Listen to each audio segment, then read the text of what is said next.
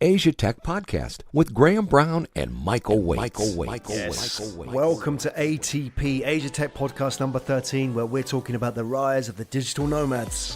Whether based out of Chiang Mai in Thailand or Ho Chi Minh City in Vietnam, will these location-independent entrepreneurs transform business and society for the next generation, or are they just a fad? Keep it locked on Asia Tech Podcast for the next hour to find out. Asia Tech Podcast, voice of the Asian tech ecosystem. Well, I love this topic that you picked this week. This is right up my street.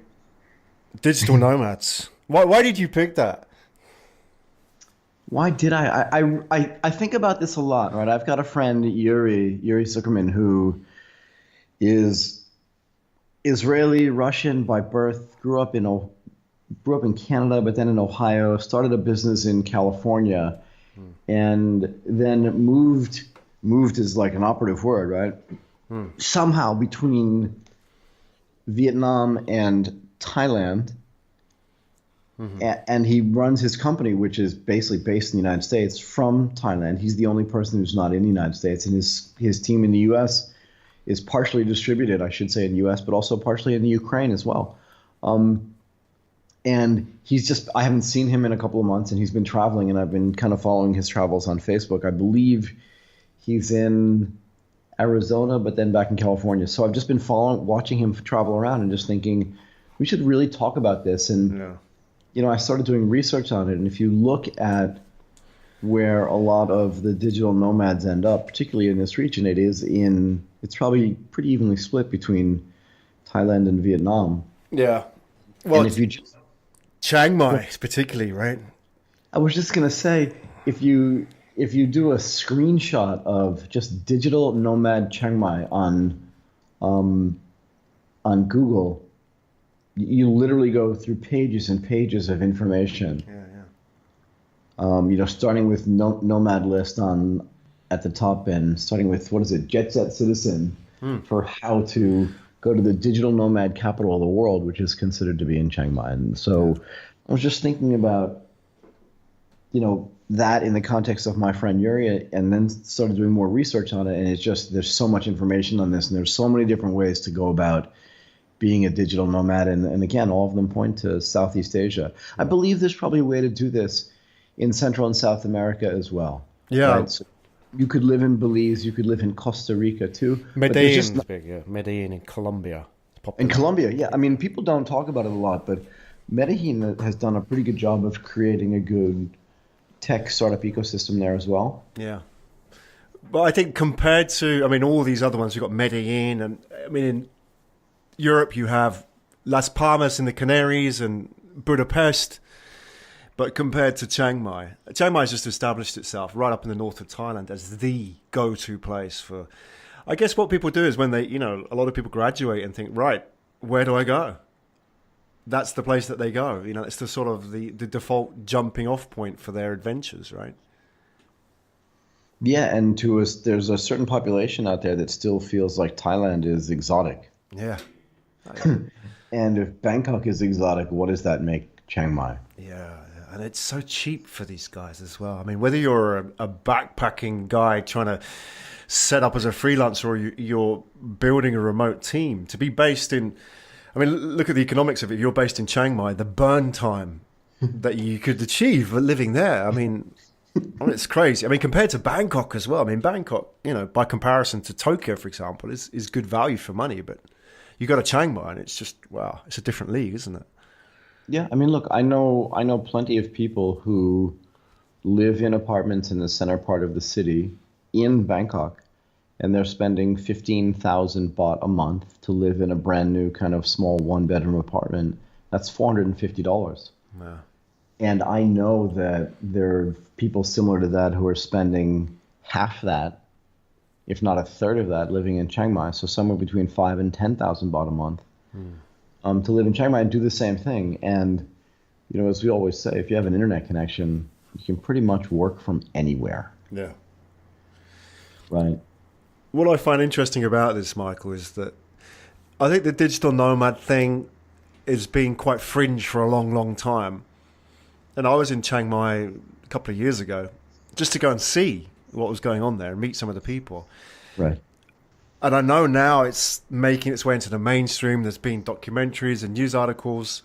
So it's now out there as an option for these people. And I think it was kind of interesting is whilst a lot of these businesses are not exitable, a lot of them are lifestyle businesses. There's a whole bunch of them which are building what looks, in all intents and purposes, like a startup, right? But they're just doing it a little bit differently. They're doing it in places where they've got a really long burn time, so they don't have to go and raise crazy money. And in a way, we're kind of learning something from them as well about what it means to be an ultra lean business, because they really are doing lean. I know there's lots of books written about lean, but they are lean, right? So it's kind of filtering back into the startup world as well. Absolutely. I mean, I'd love to hear some examples from you as well about those types of businesses. I mean, like I said, just through a bunch of reading and also personal experience, I was looking at this business called Igloo, which I thought was really, really interesting, right?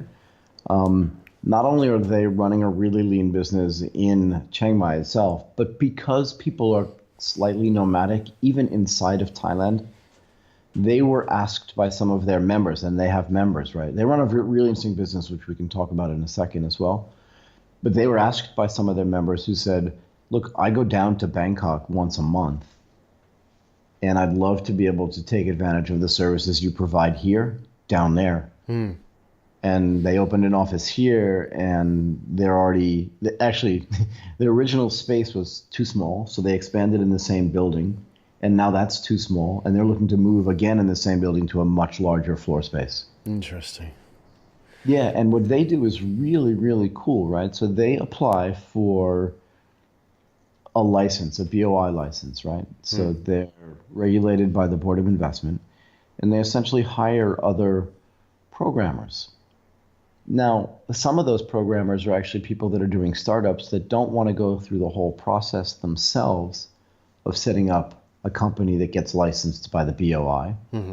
But because the BOI license allows you to hire foreigners along with hiring Thais without any sort of necessary ratio, it ends up being a place that ends up being like a co-working space. Yeah. Where everybody's working for Igloo nominally, but there end up being a lot of startup people there who work for themselves. And the agreements that they make with each other is that, yes, we'll work in your space. Yes, we're an employee of your company, and we'll actually pay you to work here, and you'll rebate some of that money to us. And the difference between what we pay and what you rebate is the amount of money that you would legally need to pay us to actually be an employee of your company. Yeah, that's a fascinating model, isn't it?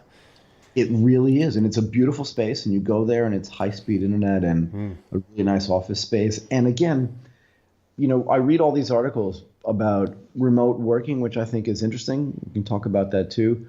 But there is something in my mind about this sort of serendipitous meeting. Yes. And I'd love to know your opinion on that. I have an opinion, but I'd love to know yours. Yeah, I think if you go to these co-working spaces, you realize, and if you're an online programmer, designer, and you go to these spaces, you realize what you're missing. Yeah. Because, I've sat and worked in them just because they happen to be, better than sitting in a hotel room. But you get a real vibe there, and you get a lot of regulars who go to the same co-working spaces, and this co-working space is better than that one because this one has, whatever, and this one has a better play area or whatever.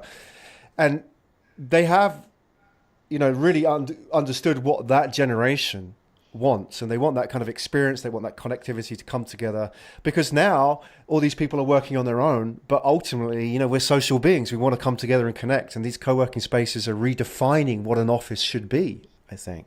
Rather than one company, one project, they're like many, many companies and many, many projects. And they're, I think, a very, very positive place to hang out in, because you talk about serendipity. You get ideas that you never would have got before just sitting staring at a screen. So I think co-working spaces are so key to this digital nomad phenomena. They're really like, they are the coffee shops in the old London world, right? Of the, that growth of the insurance businesses and all those kind of things that popped up in the 16th, 17th, 18th century. They are kind of like creating that space for these people to come together.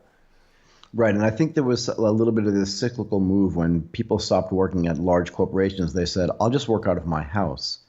And I think people went, stir crazy is probably the wrong word, but I think there was a little bit of what I'll call institutional loneliness. And people, again, started going into coffee shops. And then they realized it's much better for me to be in a place where there's other, like, daily physical contact, even if the people with whom I'm interacting are not necessarily in my business. Yeah. Or either work with me or for me, right? And this gets back to that serendipity. I feel like I've kind of been doing this my whole life. So when I was in college, when I was studying for exams, I'd walk around the library. And I would bump into other students that were studying and ask them, what are you studying for? You know, what's your name? People that I didn't even know. And even when I was at Morgan Stanley or Goldman, I'd get up from my desk just to stretch my legs and walk around to other departments and say, what are you working on? How are you using these tools? And we just figure stuff out like that. I think it's the same thing. There's this whole concept of, you know, remote working, which is the topic, but also even if you're not working with the people that are close to you, you need to be around other people just to exchange ideas. And I think that that's really important. Yeah, it's interesting what you did when you were working in investment banking, getting up and walking around, and just, you know, it's kind of, you're seeking out that serendipity. Was that the exception rather than the rule? I mean, did people normally do that? And how did that work out? What did you actually get from that?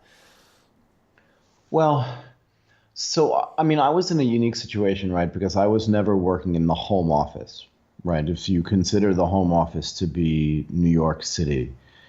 And I came out of the New York office and transported to the Tokyo office. And it was one of the responsibilities for the expatriates in the office to be the connecting tissue between the remote or satellite offices, which Tokyo still was, and Hong Kong was for sure, back to New York. But what it allowed me to do was it allowed me to feel comfortable just meeting people and connecting them, because I would go talk to people that would have no connectivity, either to anybody else in the office or to anybody else back in the New York office for sure. But it always gave me the ability to introduce someone from the other offices to people in the local office and say, you should really talk to Takahashi-san because they're doing something with these tools that you use in New York that you haven't seen yet. Right. It was the same type of thing that you do today when you walk around. And I did this when I was going to the Hive every day in Bangkok. I was on the 4th floor, but I would go down to the 3rd floor and go up to the 5th floor and just literally poke my head into an office and say, what are you working on? How does that fit into with what you're doing here? Is your whole staff here? And I met a lot of really interesting people, including the Teach for Thailand people, the JetQuote people, a whole bunch of people doing businesses that I never would have been introduced to.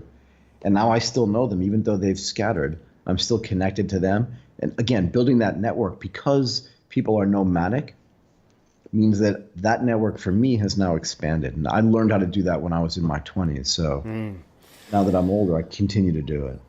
It's something that the big organizations really struggle with, isn't it? They try and institutionalize this. Like, how do we create this cross-departmental team? That's the sort of thing that they always struggle with, isn't it? Because we're siloed here in this, you know, telecoms business, for example. I speak from experience. Right. You know, they're so siloed. The engineers don't talk to the marketing team, don't talk to the whatever. That's their problem. But it's, you know, I just wonder, because if you were to send those people to these co-working spaces, they could see what's possible. Is it sort of a personality thing, or can you sort of train people to do this? Get up, walk around. You know, it's a big sort of, they say here in Japan, like the Toyota way, like the Genchi Genbutsu, isn't it? Get up and, as the Americans say, get your boots on, right? Go and see. Go and have a look around. Go and see. Get out of your chair. Get out from behind the desk and go and see what other people are doing, and just expose yourself to new ideas. Yeah, I mean, I do think you can actually institutionalize it. I think it would be interesting to say that you can't, but I really believe that you can.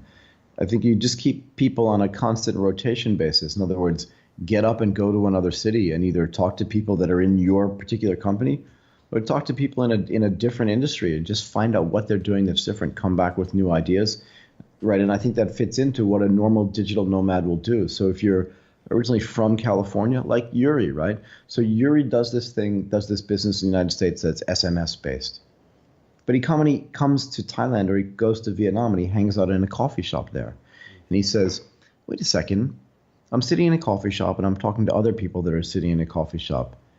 Maybe there's a business, and he's done this actually, around connecting people not just to co-working spaces, but really high-end coffee shops in the region where people are working, and maybe I can create serendipitous meetings there. And he actually spent a lot of time testing and building a video app that videos coffee shops in sort of nomadic cities in Southeast Asia. And he's just working on that to test and see how that works. So I think there are a lot of ways that you can actually do that and build things from that and learn as you go. And he's a perfect example of how that works. Right.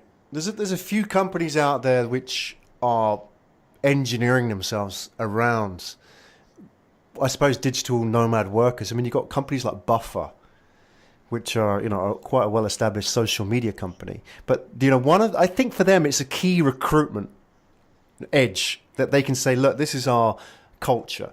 Our guys can work in coffee shops like your man, Yuri, right? That's what they offer the employees. So they're successful at doing that. And I guess, I'm curious to know whether or not other companies are going to catch on with this. Whether that's going to work. Because I think years ago, I mean, I was an employer as well, Michael, and I employed people. I was really suspicious about people working from coffee shops and at home. But now that's changed, right? Why? It's an interesting question. Why? And because even Marissa Mayer, right, when she went to Yahoo, canceled all of those remote working things. Right. Did you think that there was some amount of institutional, I don't know, disconnectivity or laziness built into working from home or working away from the office?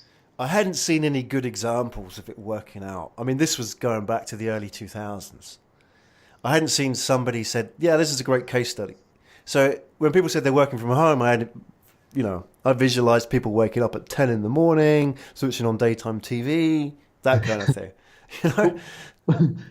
But what do you think about that today? And so I had one of the first 2-channel 64K ISDN lines in Tokyo. Right. So I had a Sun workstation. I was doing systems administration for a floor of 100 and something Sun microsystem workstations. And I had a Sun machine at home. And I would leave the office at 6 or 7 o'clock at night and go home and just sit in front of my machine and manage the whole network from home. Now, maybe it's just because I'm a technology geek, but I loved the whole concept of being able to control things from my desk in my house as opposed to having to be in the office. And I had some really interesting experiences doing that. For instance, I would have traders at the time call me and say, I can't get my market data anymore. And I'd be able to log in from home. And I'd say, sure, let me take care of that. Now, they would presume, because in the old days, I would have to literally get out of my house, go into the office, and recycle a modem for them. Wow. Again, it looked. We talk about this a lot, but it looked like magic, right? They'd be, back up, and they'd go back to trading or whatever from their homes at night. But once we instituted this remote connectivity, I could do some of that stuff from home. It still looked like magic to them.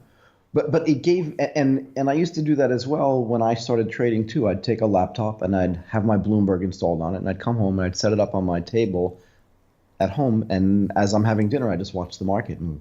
Yeah. So for me, it does this thing where it gave me kind of 24/7 connectivity to my office, and I loved it actually. So it never seemed to me to be something that somebody that was really lazy would do. It almost seemed to me to be something that somebody really enterprising would do, because I believe really strongly that people will kind of rise to the occasion. That the people that are lazy at work will be lazy at home, but the people that are working really hard will always work really hard regardless. And again, maybe that's me just talking my own position, but I believe that's really true. Yeah, I agree with you. I think more so today. Sorry, go ahead. Yeah, I totally agree with you, especially if you look at this generation of younger workers who are living this digital nomad lifestyle. It's a conscious choice not to have an easy life, really.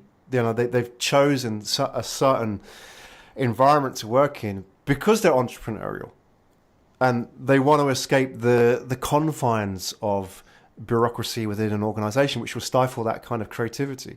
So I think the people that are attracted to this movement now, and the ones I've met, are phenomenally entrepreneurial. I mean, there's a lot of entrepreneurs, as they say, out there, but there's a lot who are doing crazy stuff, which for them it's completely the right environment because they're experimenting with things. They're doing, they're building projects and making a lot of mistakes, which you would never be allowed to do in that corporate environment, right? So they can do that with the burn time they've got in a place like Chiang Mai. Absolutely. Go out and make hundreds of mistakes until you find what works. Right. So I think it really is attracting the best entrepreneurial talent as well from that younger generation now.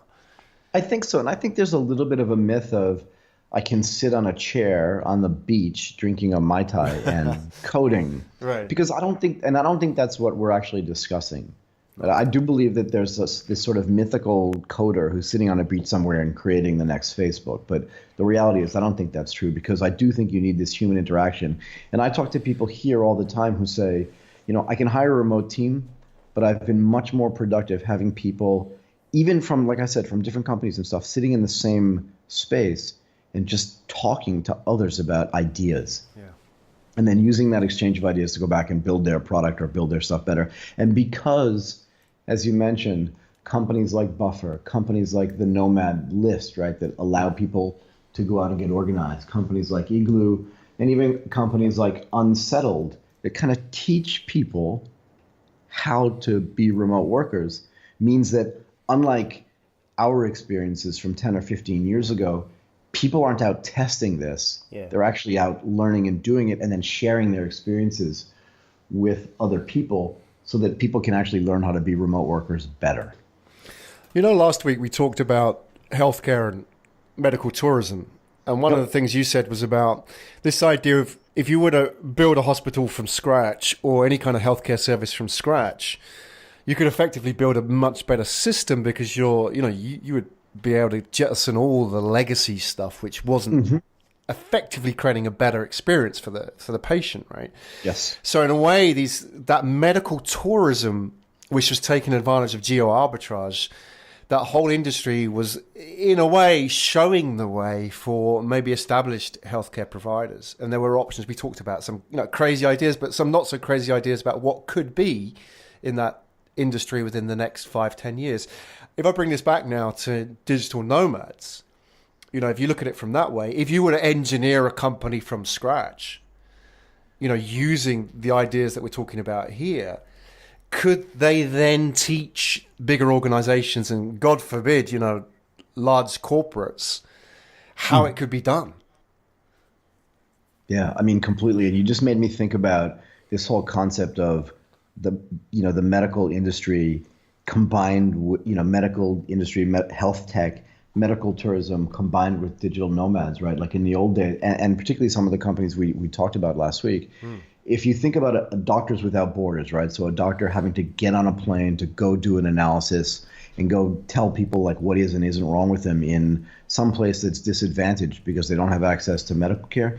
In a way, those doctors can do kind of reverse digital nomadness by staying at home and allowing others to benefit from their connectivity, right, through their mobile phones and be the distributed healthcare providers that they want. And I think that's partially what you're talking about. Yeah.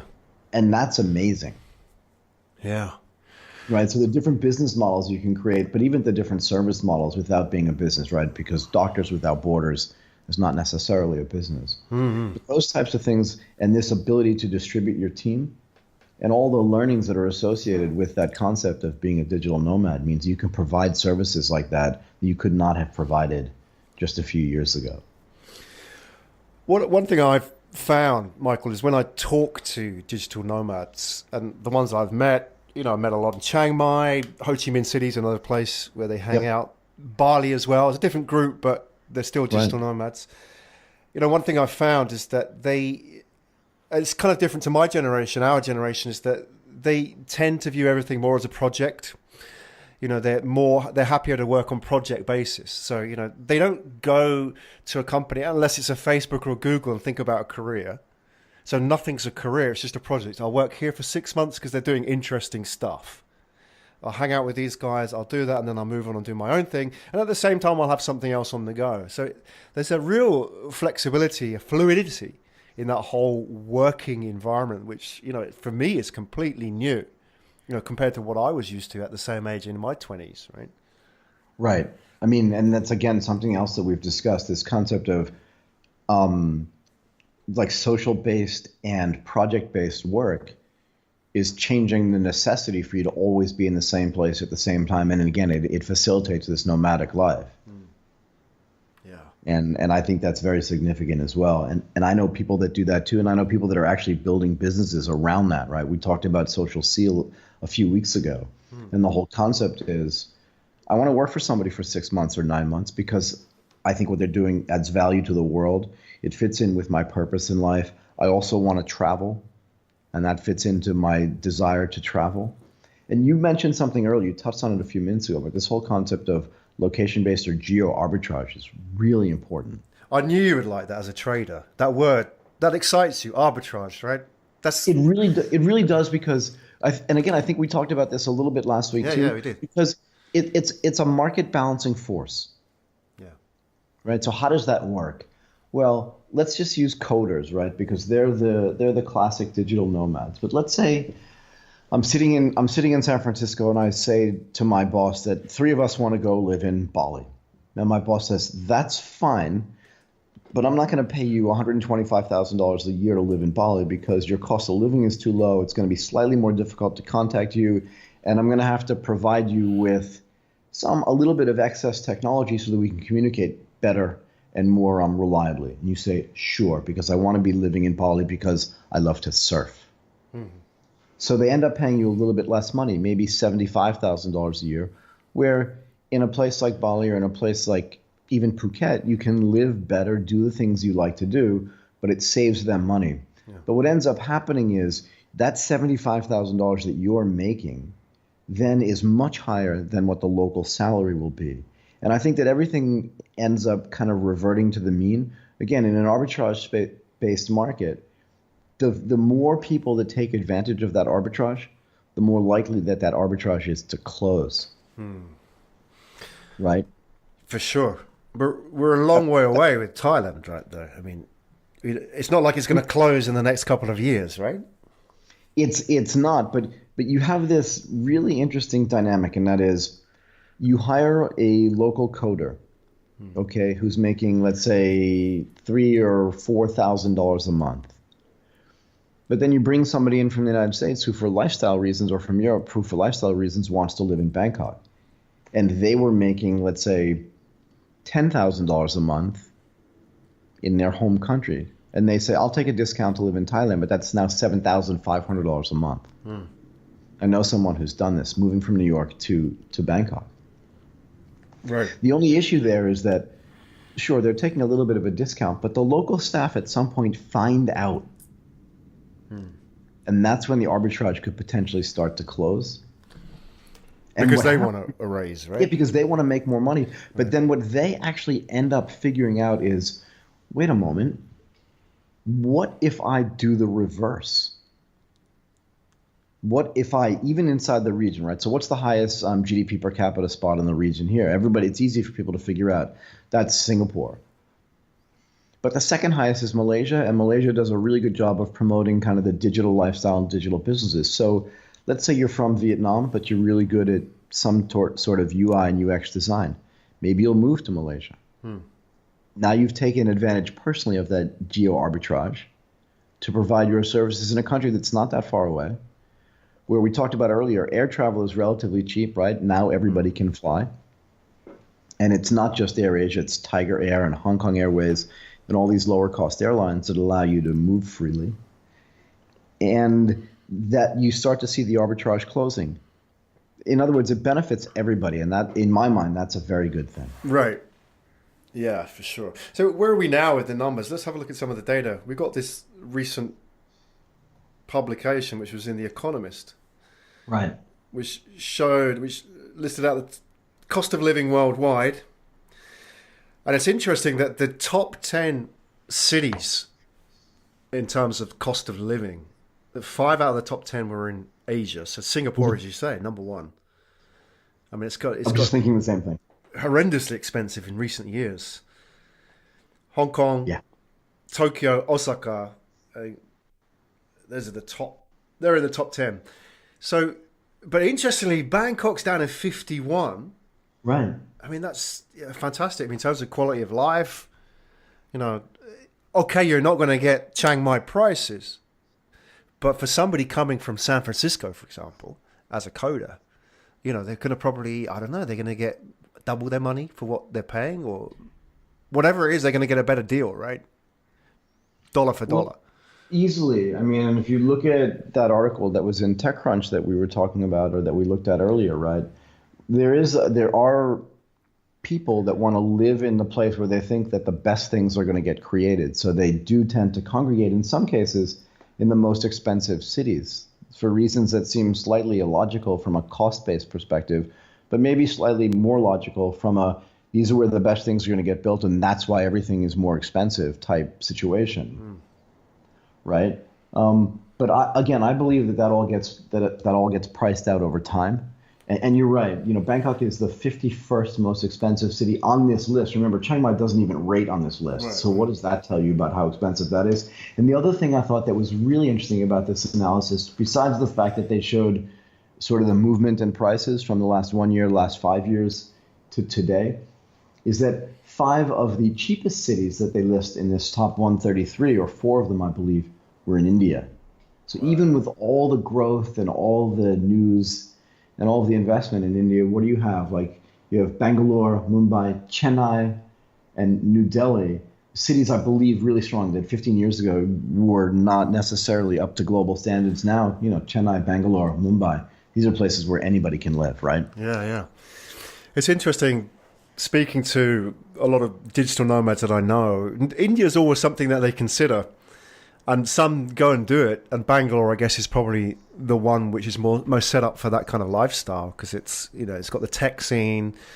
It's a bit more international than the other cities, so they do go and try it out. But they all gravitate back towards Thailand. They do, don't they? Yeah, they all go. I went to India, didn't work out. A bit to do with the internet, a bit to do with lifestyle. It's cheap as chips, but Bangkok, Chiang Mai, and a little bit about the islands are picking up because they're getting co-working spaces down there. But right. They all come back to Thailand because I think, even though Thailand's a bit more expensive compared to India, lifestyle-wise, they're getting far more. There's a lot of stuff that's not going on in India, right? So it seems to be, Yeah, and there's a really good balance here, right? And one of the things that foreigners do when they get here, we talk about this all the time, but there are market gaps, right? And there are gaps in every type of industry, whether it's in coffee shops, bars, restaurants, service providers, all these types of business. A lot of the foreigners come here, whether it's in Bangkok, in Chiang Mai, in Phuket, and even in some of the smaller cities. They'll kind of make it their home, and then they'll look around and say, what do I need here to make this a better place to live? And they'll say, we need an art space.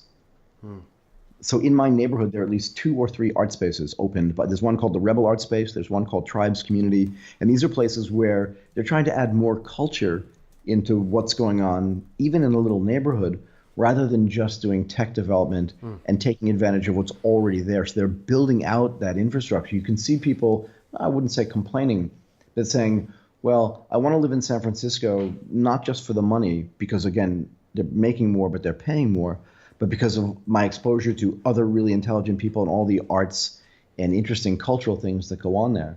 But the real digital nomads, when they move to another place or just travel there, even for a short period of time, help build those things as well. Yeah, for sure. And you know what else I thought was really interesting on this list? Is that if I had said to you, without showing you this list, where do you think The Economist would peg Dubai versus Bangkok? Right. As where's like the most expensive or least expensive between those 2 cities in the world to live? You probably would have put Dubai like for sure. Right. Where is it on that list? It's number 62. Serious? It's tied for 62 with Abu Dhabi. Obviously makes sense because it's UAE. Right. Luxembourg, Dubai, Montreal, Dhaka, and Istanbul. But when you think about Dubai, you don't think of it as in the same context of, Dhaka. Yeah. Not that there's anything wrong with those places, but the tallest building in the world, right? The Burj Khalifa is in Dubai. So you just think about it as this sort of gleaming new city. Yet there are places there where real people can really live. Interesting. I never thought it was cheap. I never thought it was value for money in Dubai. I think maybe when you actually go there and live there, then you have to have all the trappings of living in Dubai.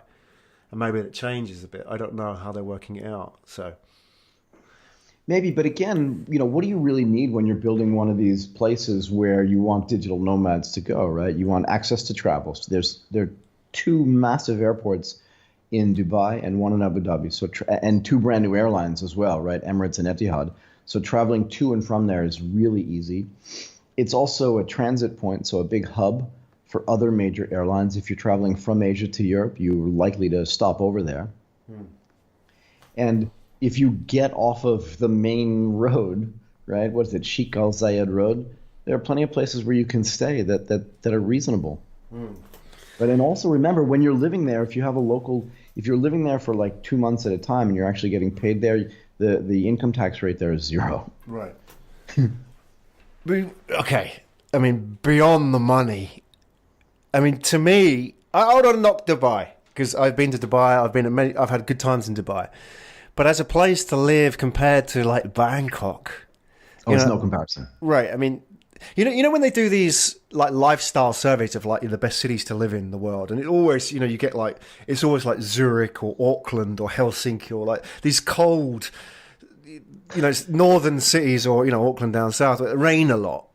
Right. And they say, the lifestyle's fantastic, like Vancouver or whatever. And it rains for like 300 days a year. It's like, how do they do these surveys, right? They just do, the good education. Does anybody actually look at what's going on outside? And I wonder, like, you compare Dubai and Bangkok as well. I mean, Bangkok for me wins hands down.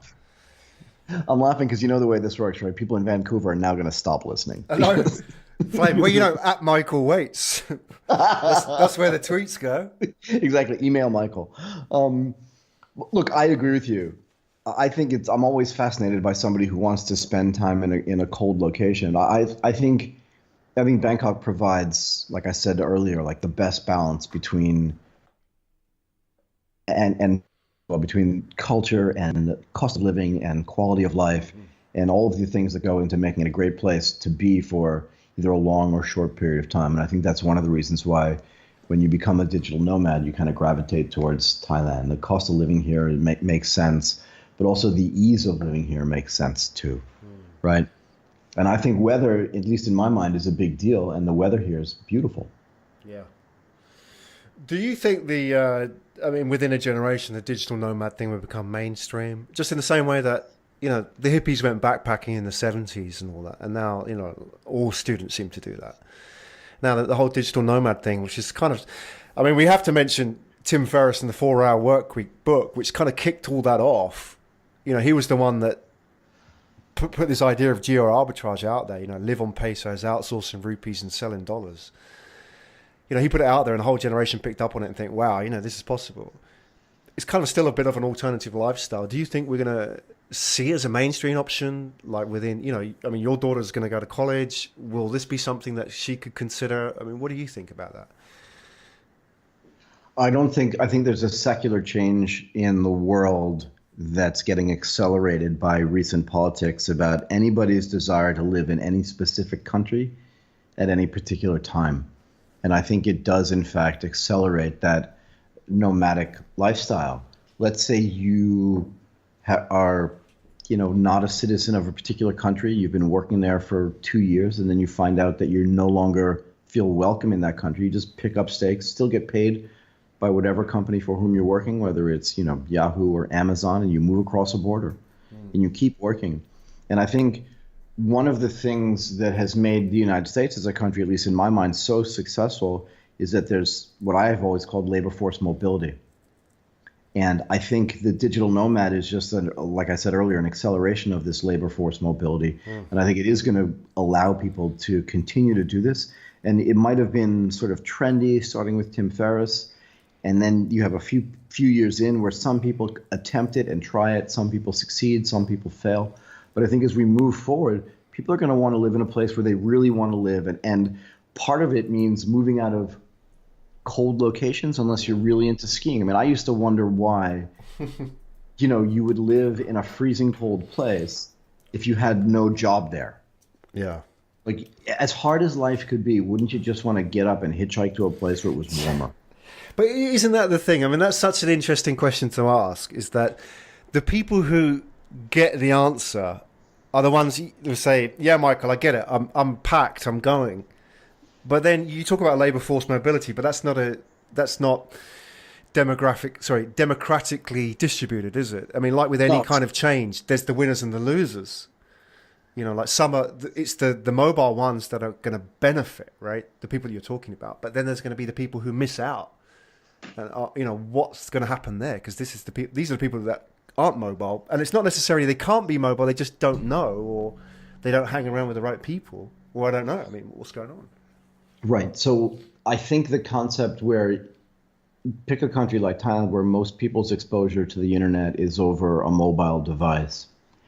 And you have a situation where, and this gets back to conversations we've been having for months as well, where you have mobile devices in a prepaid society that are really inexpensive. And even if you only have access to the internet and information periodically, it's hard to stop, even in a country where your access to information could be restricted by whomever is in power.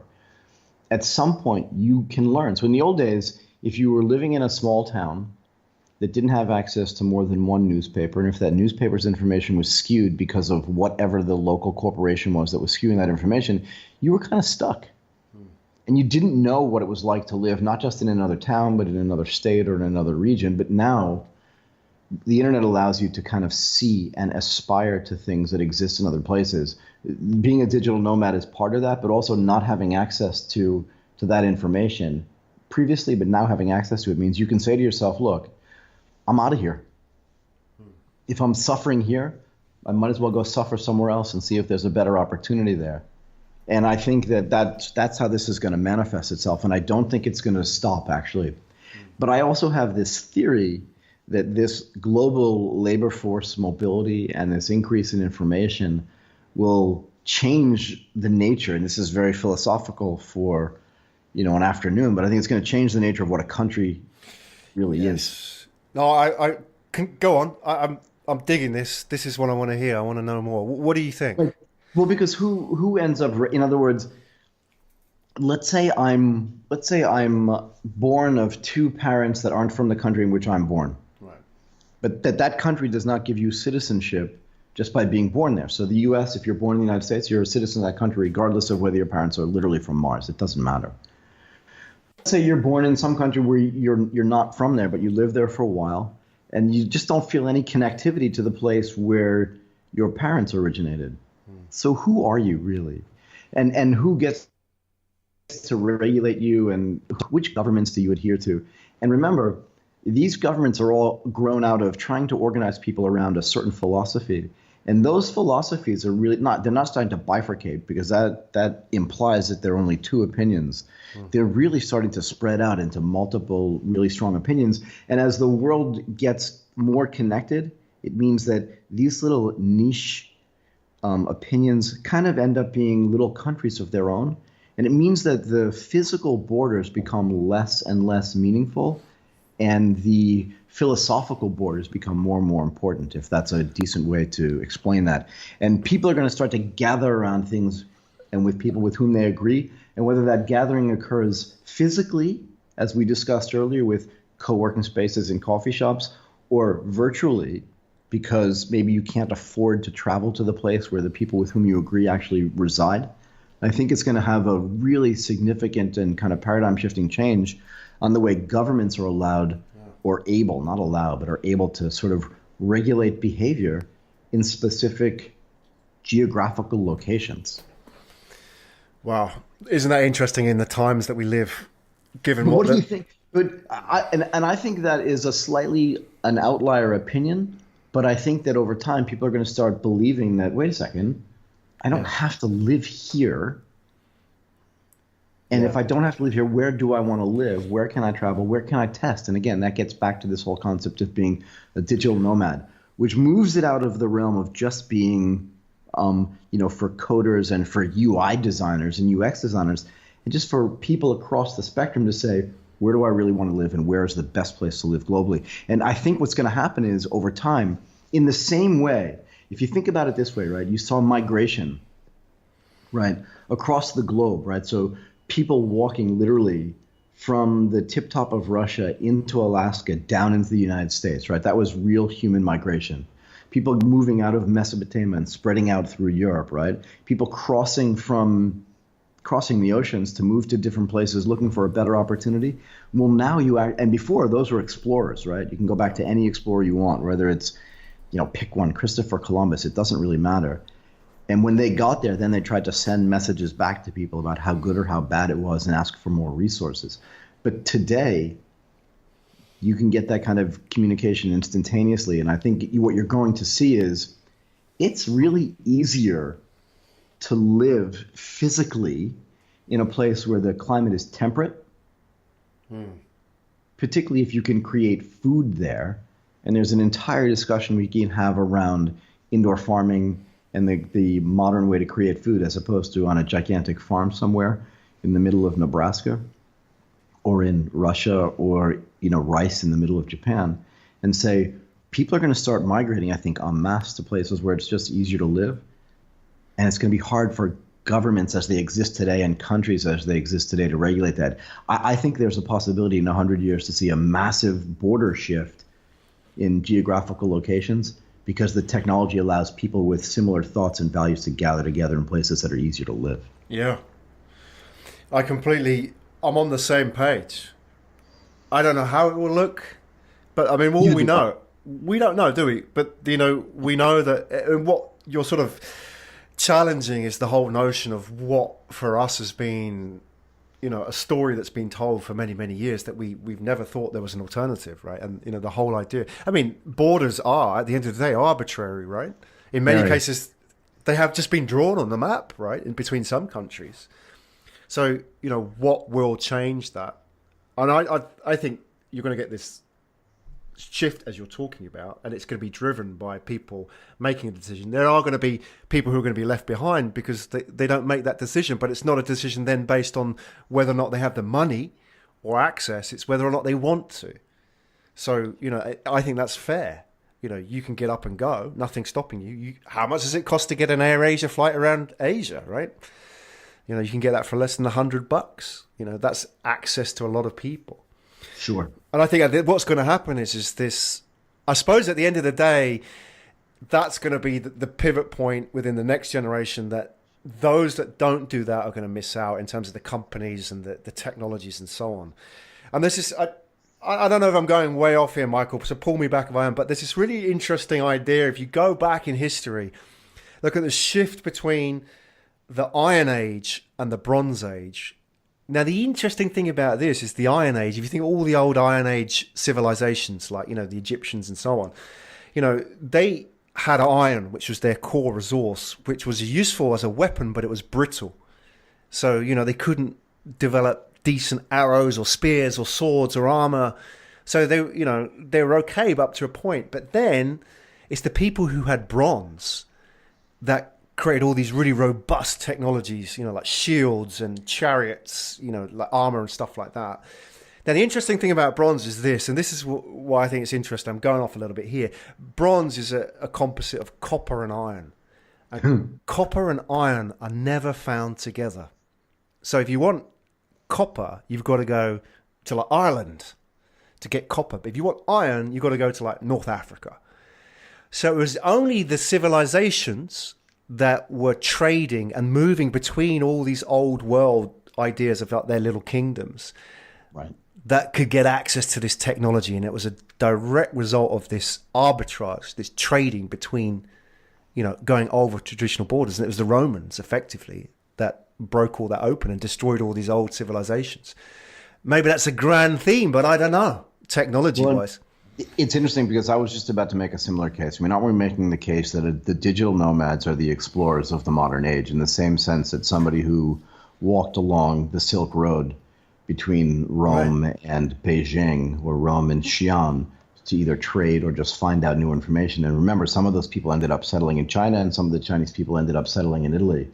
And they sent messages back to people saying, hey, life is way better here than it is there. And then other people had a different opinion and said, actually, I've left this place where you are and I've gone to a new place. But I believe that there is this secular change taking place, and for the same reason, and that is the combination of these differing assets, whether it's whether it's copper and iron, or just the exchange, the free exchange ideas, it leads me to believe that the traveling of the digital nomads is similar in some respects to the explorers who went to different lands and different geographical locations to figure out whether it was better or worse there. And think about what that did to borders and to governments and to just sort of geopolitics.